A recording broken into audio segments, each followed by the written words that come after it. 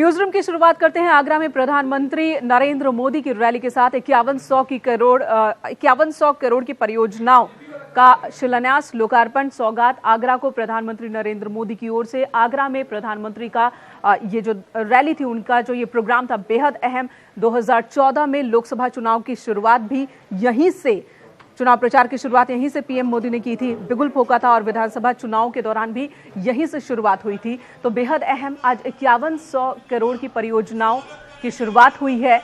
तोहफा पीएम की ओर से दिया गया है। खासकर यहां पर मीठा पानी की जो प्रोजेक्ट है उसकी शुरुआत की गई, जो कि आगरा की एक सबसे बड़ी समस्या है, खारे पानी की समस्या।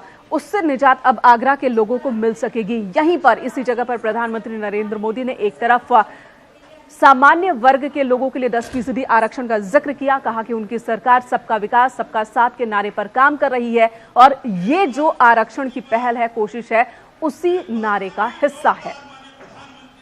तो प्रधानमंत्री ने आरक्षण के मसले पर क्या कुछ कहा, आपको सुनाते हैं। कि पहले संविधान संशोधन इसके लिए आवश्यक होता, और आज मुझे खुशी है जो बात मैं कभी मुख्यमंत्री के नाते बोला करता था, आज प्रधानमंत्री के नाते मैंने उस बात का पालन किया। संविधान संशोधन की दिशा में आगे बढ़े और दलितों से कुछ भी चोरी किए बिना, आदिवासियों के हक को छीने बिना, ओबीसी के हक में से कोई भी कमी किए बिना अतिरिक्त संविधान संशोधन करके मैंने मेरे देश के सवर्णों के, उच्च वर्ण के लोगों को भी, गरीब बच्चों की चिंता करने का काम किया है। कि मोदी जी ये चुनाव के समय क्यों लाए, मुझे बताइए। ऐसे कोई 6 महीने हमारे देश में जाते हैं क्या जब कहीं ना कहीं चुनाव ना हो? अगर 3 महीने पहले लाता तो आप कहते हैं मध्य प्रदेश, छत्तीसगढ़, राजस्थान के, तेलंगाना के चुनाव के लिए लाए हो। उसके पहले लाता तो आप कहते थे कर्नाटक के चुनाव के लिए लाया हूं। यानी हिंदुस्तान में चुनाव साल में 2-2 बार चलते रहते हैं, कहीं ना कहीं चुनाव चलते रहते। और इसीलिए मैं कहता रहता हूं कि लोकसभा और विधानसभा के चुनाव देश में एक साथ हो जाए। तो टाइमिंग को लेकर जो सवाल उठाए जा रहे हैं, खासकर समाजवादी पार्टी की ओर से, इसका भी जवाब प्रधानमंत्री ने आगरा से दिया। और साथ ही पूर्व मुख्यमंत्री अखिलेश यादव ने पीएम को यह सलाह दी थी कि अगर वो आगरा जा रहे हैं तो वहां से प्रेम करना जरूर सीखे, क्योंकि प्रेम की नगरी है आगरा। और यहीं से प्रधानमंत्री नरेंद्र मोदी ने एसपी बीएसपी गठबंधन पर भी हमला किया। उन्होंने कहा कि जो लोग एक दूसरे से नजरें तक नहीं मिलाते थे, वो आज चौकीदार की डर से एक साथ आ गए हैं। ये भी अब स्पष्ट दिख रहा है। उत्तर प्रदेश में तो आप ये भी देख रहे हैं कि बालू, मोरंग लेकर शोषितों वंचितों का अधिकार तक जो खा गए, ऐसे लोगों ने भ्रष्टाचार में साझेदारी का अभियान शुरू किया है। एक दूसरे के घोटालों और घपलों को छुपाने के लिए वो हाथ मिला रहे हैं, जो कभी एक दूसरे से आंख मिलाने के लिए भी तैयार नहीं थे। भाई और बहनों, राजनीतिक स्वार्थ के लिए लखनऊ के गेस्ट हाउस का वो शर्मनाक कांड, उसे भी भुला दिया गया। राजीव हमारे सहयोगी आगरा से इस वक्त हमारे साथ मौजूद है। राजीव, ऐसा कोई मुद्दा नहीं था जिस पर प्रधानमंत्री ने बोला नहीं इस मंच से। आगरा के वासियों के बीच किस तरह की अब बातचीत हो रही है?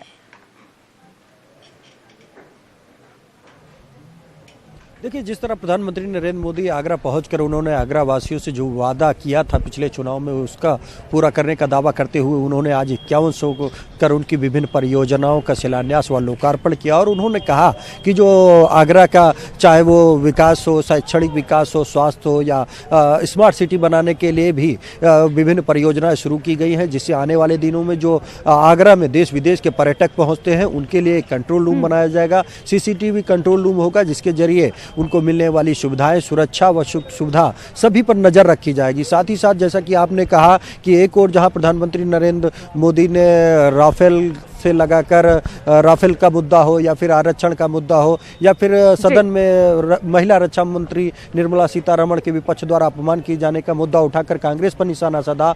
वहीं यूपी की सियासत पर एक बड़ा प्रहार करते हुए उन्होंने कहा कि जो लोग कल तक एक दूसरे का मुंह नहीं देखना चाह रहे थे, आज वो चौकीदार के डर से एक दूसरे के साथ नजर आ रहे हैं। इस दौरान प्रधानमंत्री नरेंद्र मोदी ने यह भी साफ कर दिया कि भले ही अब जो अवैध खनन को लेकर जांच चल रही है उसको लेकर ये आरोप लगाया जा रहा हो कि चुनाव के वक्त इस तरह किया जा रहा है, लेकिन उसका कोई फर्क नहीं पड़ने वाला। पीएम नरेंद्र मोदी की आगरा में। राजीव रोकेंगे आपको, धन्यवाद पूरी जानकारी देने के लिए, पूरी बातचीत के लिए। और आज की जो दूसरी बड़ी खबर हम आपको दिखा रहे हैं, लखनऊ से आई ये तस्वीर, ध्यान से देखिएगा। समाजवादी पार्टी के दफ्तर के बाहर की तस्वीर है। यहां पर एक पोस्टर जो सभी का ध्यान अपनी ओर खींच रहा है। इस पोस्टर में समाजवादी पार्टी और बीएसपी साथ साथ। इस पोस्टर पर आप साफ साफ देख सकते हैं कि एक तरफ अखिलेश यादव हैं, पूर्व मुख्यमंत्री, समाजवादी पार्टी के अध्यक्ष, और उनके साथ हैं मायावती, अध्यक्ष बीएसपी, पूर्व मुख्यमंत्री उत्तर प्रदेश। दो पार्टियां जो एक दूसरे की दुश्मन मानी जाती थी, आज साथ साथ है। हालांकि औपचारिक ऐलान अभी तक नहीं हुआ है इस गठबंधन का, सीटों को लेकर भी औपचारिक ऐलान अब तक नहीं हुआ है, लेकिन हमारे पास गठबंधन है और बीजेपी के पास सीबीआई है।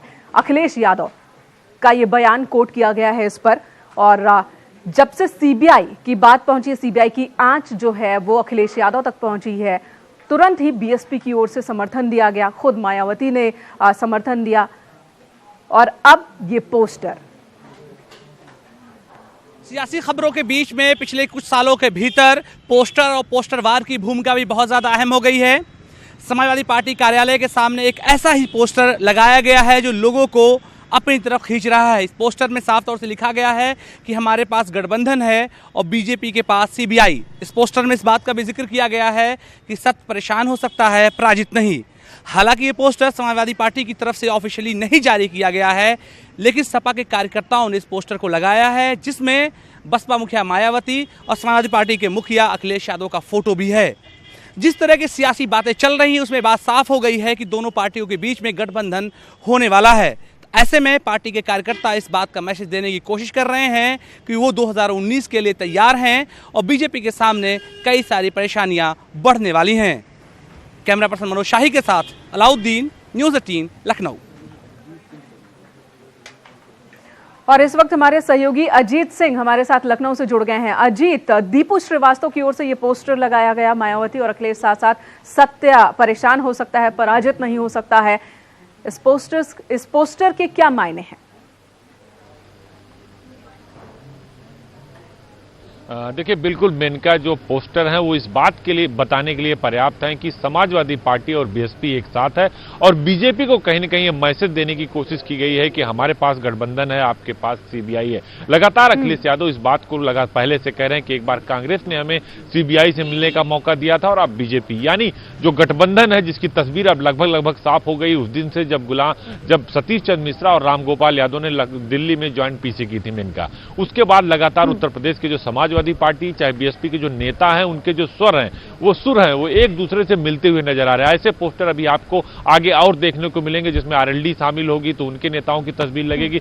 फिलहाल सत्य परेशान हो सकता है, पराजित नहीं हो सकता। अखिलेश यादव की तरफ से कहने की कोशिश जरूर की गई है समाजवादी पार्टी की तरफ से कि हम गठबंधन में साथ हैं और झुकेंगे नहीं। हालांकि कल बसपा सुप्रीमो मायावती भी लखनऊ में रहेंगी तो अब देखना होगा कि शाम को कल उनकी एक 5 बजे बैठक है, क्या उस वक्त अखिलेश यादव और बसपा सुप्रीमो को मुलाकात होती है, क्योंकि 15 जनवरी बिल्कुल। अजीत, अब सवाल ये है, अजीत सवाल ये है कि जब हम साथ साथ हैं, पोस्टर तक बात पहुंच गई है, पब्लिकली पोस्टर लगाए जा रहे हैं, तो सीटों को लेकर अब तक कोई फैसला सार्वजनिक क्यों नहीं, औपचारिक रूप से? ये सबसे बड़ी सबसे सही सवाल क्या मेनका, आपने जो सबसे बड़ा पेंच है वो सीटों के बंटवारे को लेकर है और आरएलडी भी इसमें पीछे नहीं हट रही। कल आपने देखा जयंत चौधरी ने मुलाकात की थी अखिलेश यादव से और उन्होंने 5 सीटों पर चुनाव लड़ने की अपनी इच्छा जाहिर की जिसमें कैराना नहीं है, जहां से तबस्सुम जो आरएलडी की सीट पर उपचुनाव जीती थी, इन्होंने अमरोहा, हाथरस, मुजफ्फरनगर, बुलंदशहर, मथुरा इन सीटों को मांगा है, लेकिन उसमें कैराना नहीं। वो ये चाहते हैं कि 5 सीटों को लेकर पेच फंसा, लेकिन ये साफ है कि हम साथ साथ है, बीएसपी एसपी साथ साथ है। अब आरएलडी को कहां कैसे एडजस्ट किया जाए इस पर मंथन चल रहा होगा। अजीत, धन्यवाद इस वक्त पूरी जानकारी देने के लिए। अगली खबर का रुख करते हैं। पूर्व शासन में लैपटॉप योजना चलाई गई थी, महत्वाकांक्षी योजना अखिलेश यादव की उनमें से एक, और अब योगी सरकार भी एक योजना चला रही है, लैपटॉप योजना। 300 मेधावी छात्रों के बीच लैपटॉप का वितरण किया जाएगा, भव्य समारोह का आयोजन होगा और उसके बीच लैपटॉप बांटे जाएंगे। हालांकि रूपरेखा जो है वो अलग है। इस योजना का स्वरूप पूर्व शासन में लैपटॉप योजना के स्वरूप से बहुत अलग है। हम आपको बता दें कि योगी सरकार जो लैपटॉप बांटने वाली है उनमें उन छात्रों को शामिल किया गया है जो कि प्राविधिक शिक्षा विभाग के डिप्लोमा और डिग्री सेक्टर्स में जिन्होंने दाखिला लिया है और वहां पर टॉप किया है। जिन्होंने डिप्लोमा सेक्टर्स के टॉपर्स के बीच जनवरी में ही एक समारोह के दौरान लैपटॉप वितरित किए जाएंगे। पॉलिटेक्निक में संयुक्त प्रवेश परीक्षा में दाखिला लेने वाले 300 मेधावियों को लैपटॉप बांटा जाना है, जिनमें 100 ऐसे टॉपर होंगे जो कि ओवरऑल टॉपर होंगे। SC ST के 100 टॉपर्स को इसमें शामिल किया गया है। छात्राओं की संख्या भी 100 होगी, यानी 100 टॉपर छात्राओं को भी इसमें शामिल किया गया है। तकनीकी प्रतिभा सम्मान समारोह नाम दिया गया है इस योजना को। सीएम योगी प्राविधिक शिक्षा परिषद के साल 2016-17 और 2017-18 के 110 टॉपर्स को 5 से 15,000 रुपए तक पुरस्कार राशि और सक्षम बालिका संपन्न परिवार योजना के तहत साल 2016-17 और 17-18 की 4,245 मेधावी छात्राओं को 10-10 हजार रुपए का चेक भी देंगे।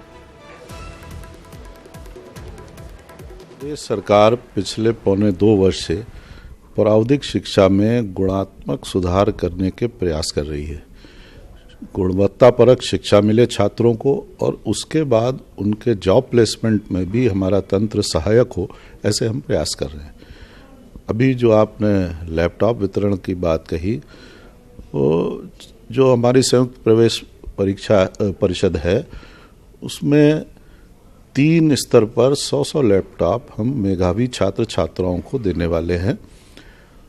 अनुसूचित जाति जनजाति को 100 जो मेरिट उच्च मेरिट में होंगे, 100 बालिकाओं को जो उच्च मेरिट में होंगी और 100 सामान्य मेरिट में जो उच्च स्थान पर होंगे। ऐसे 300 लैपटॉप उनको अभी एक आने वाले समय में कार्यक्रम करके प्रदान किया जाएगा, ताकि प्राविधिक शिक्षा की ओर छात्रों का रुझान बढ़े और ये हाई क्वालिटी लैपटॉप उन्हें दिए जाएंगे जो आगे उनके शिक्षा में सहायक हों। पूर्व सरकार में भी लैपटॉप योजना चलाई गई थी। अखिलेश यादव तब मुख्यमंत्री थे, उनके फ्लैगशिप योजनाओं में से एक लैपटॉप वितरण योजना थी और अब समाजवादी पार्टी ने योगी सरकार की इस योजना पर कटाक्ष किया है।